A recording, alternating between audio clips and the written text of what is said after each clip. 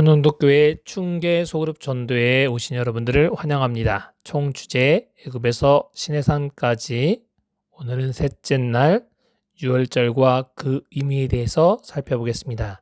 다 함께 찬양 부르시고 기도하고 시작하겠습니다.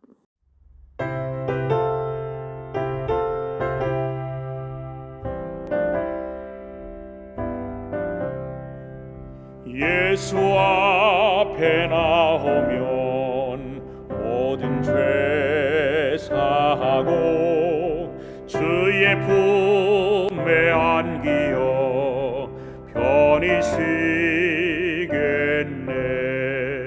우리 주만 믿으면 구원함을 받으며 영생 복락 멸류관 우리가 받겠네.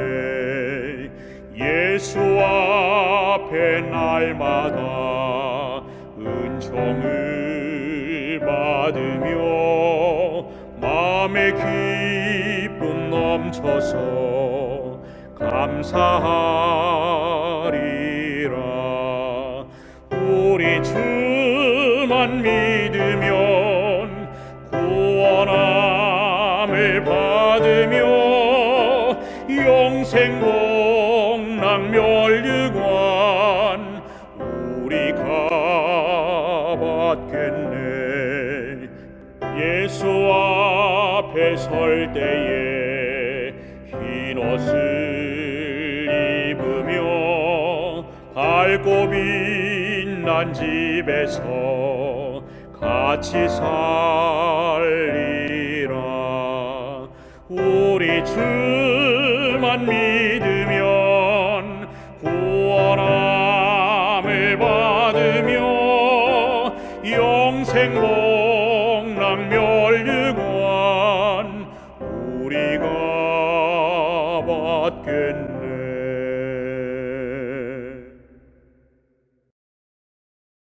사랑이 많으신 아버지 하나님, 오늘 소그룹 셋째 날을 맞도록 인도해 주셔서 감사합니다.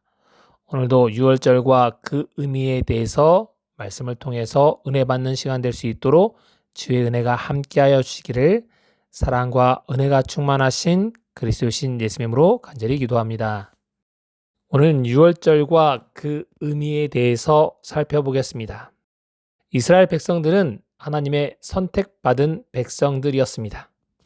이스라엘 백성들이 비록 애굽 사람들의 멸시를 받았고 여러 가지의 천대받고 노예로서 생활했지만 그들은 하나님의 율법의 보관자가 되도록 선발된 백성이었습니다. 그들에게는 특별한 복과 특권으로 그들의 형제들 중에 맏아들처럼 모든 민족 중에서 뛰어나게 되었습니다. 애굽 사람들에게는 하나님께서 회개할 기회를 주셨습니다.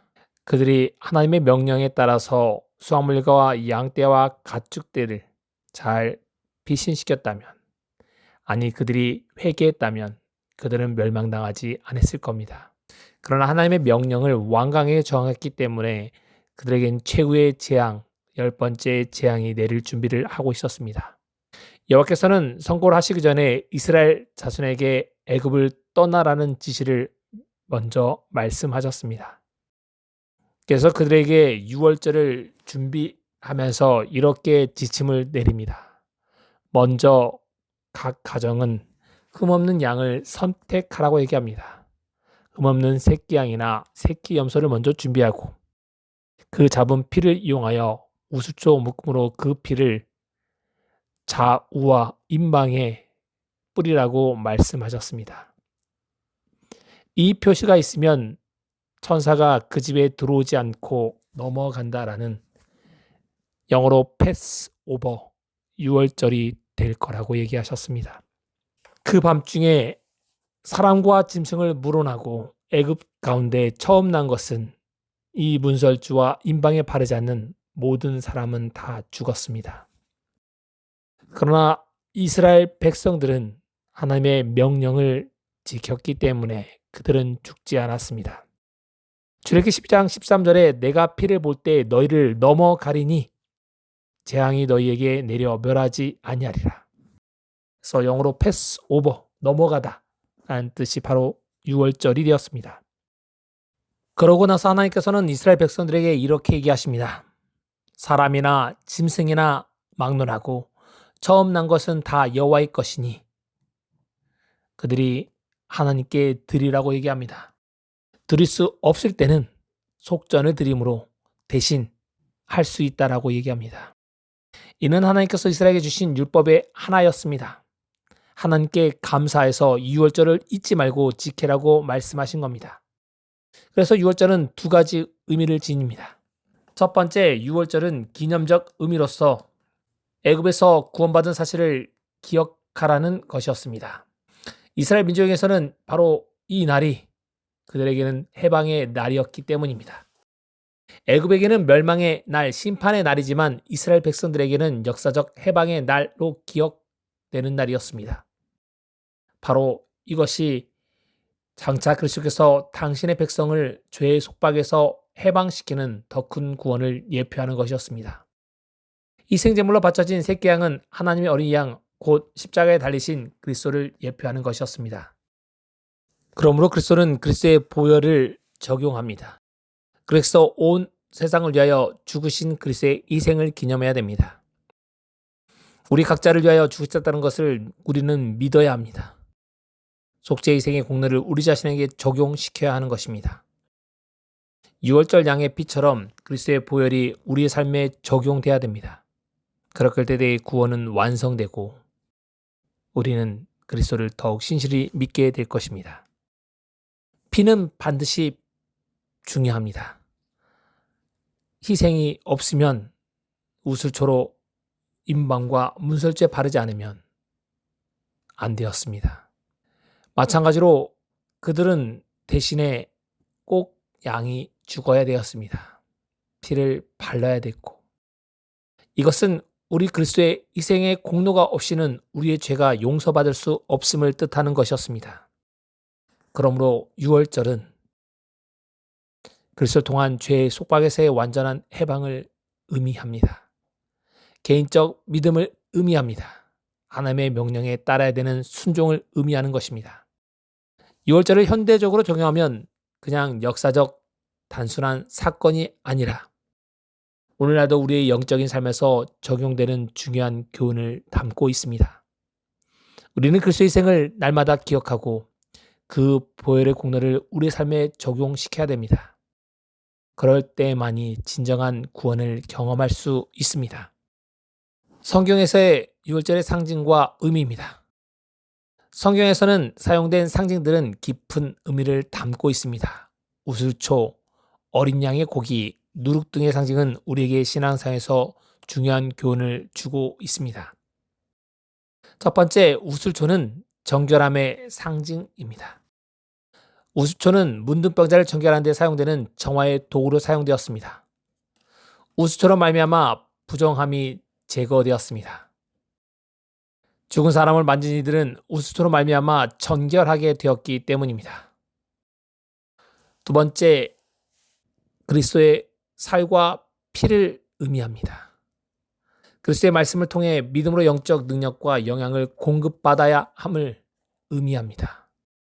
예수께서 그래서 인자의 살을 먹지 아니하고 인자의 피를 마시자면 너희 속에 생명이 없다라고 말씀하셨습니다.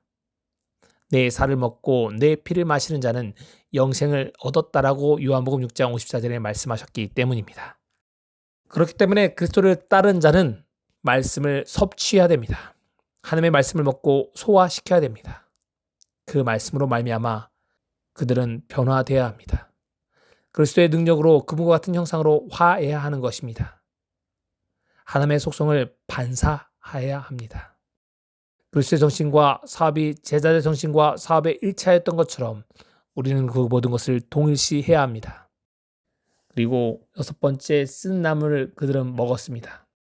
어린 양의 고기는 그냥 먹는 것이 아니라 쓴 나물과 함께 먹어야 했습니다. 이는 애굽에서 노예 생활 고통을 회상시키기 위함이었습니다. 이것을 현대적으로 적용하면 우리는 그리스도를 먹을 때 우리의 죄를 통회해야 합니다. 과거의 고통을 기억하며 회개해야 하는 것입니다.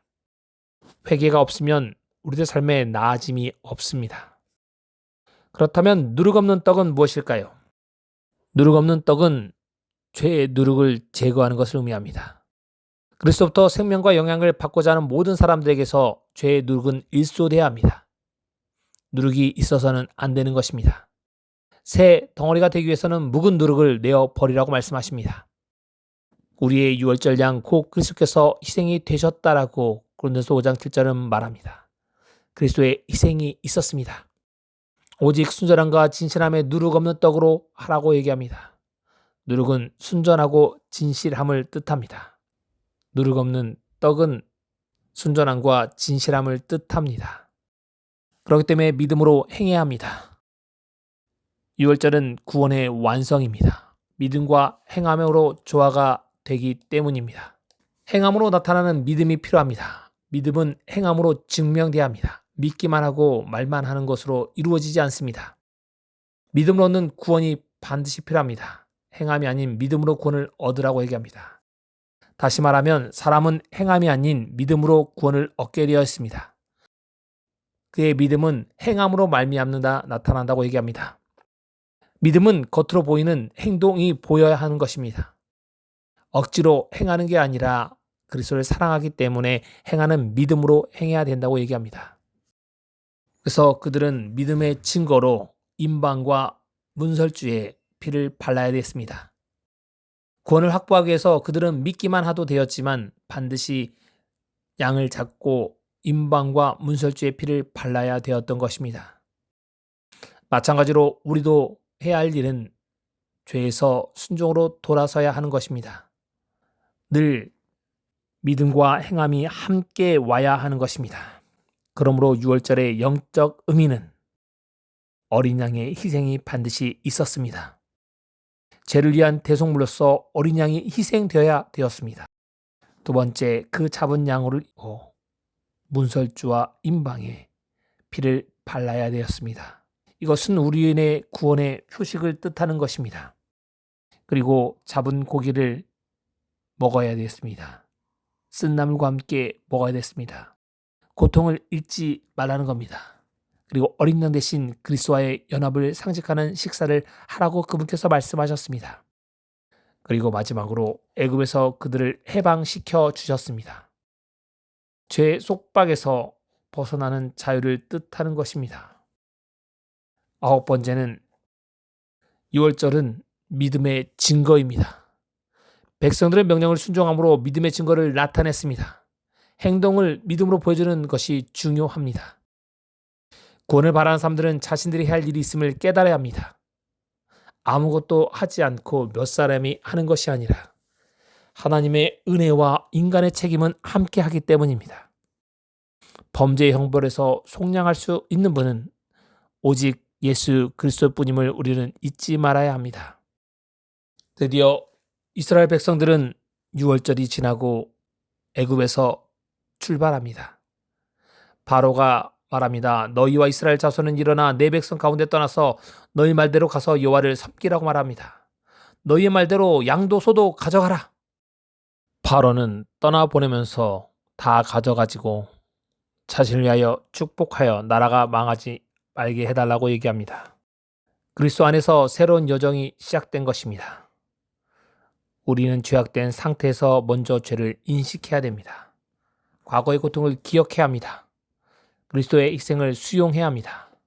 유월절 어린 양이신 예수님의 희생을 우리는 반드시 믿음으로 믿어야 합니다.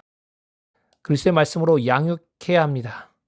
그리스도의 말씀을 통해 지속적으로 영적 양식을 섭취해야 합니다. 순종의 삶을 살아야 합니다. 믿음의 행함으로 나타나는 순종의 삶을 살아야 하는 겁니다. 믿기만 한다고 말하고 그것으로는 아무것도 가당치 않기 때문입니다. 그렇다면 이것에 대해서 어떻게 영적으로 적용하고 실천할까요? 먼저 우리는 하나님의 말씀을 섭취해야 됩니다. 하나님의 말씀을 매일 읽고 묵상하여 영적 양분을 공급받아야 합니다. 그리고 믿음이 우리의 삶에서 행동으로 나타나야 합니다. 그리스도의 사랑을 실천하는 삶이 반드시 필요하기 때문입니다. 마지막으로 우리는 지속적으로 변화되어야 합니다. 그리스도와 같은 형상으로 변화되는 과정은 평생 지속되어야 가는 과정이기 때문입니다. 오늘 우리의 삶에서도 예수님의 발자취를 따라가는 모든 분들이 되시기를 바랍니다. 우리를 위하여 어린 양으로서 십자가에 달려 돌아가신 예수님의 사랑의 십자가에 반응하는 모든 분들이 되시기 바랍니다. 그리고 오늘 우리를 위하여 하늘 성소에서 우리의 죄를 위해 중보하고 계시는 그분께 오늘 우리의 삶을 맡기고 그분을 바라보시는 하루하루의 삶이 되시기를 바라면서 말씀을 마치겠습니다. 함께 기도하고 마치겠습니다.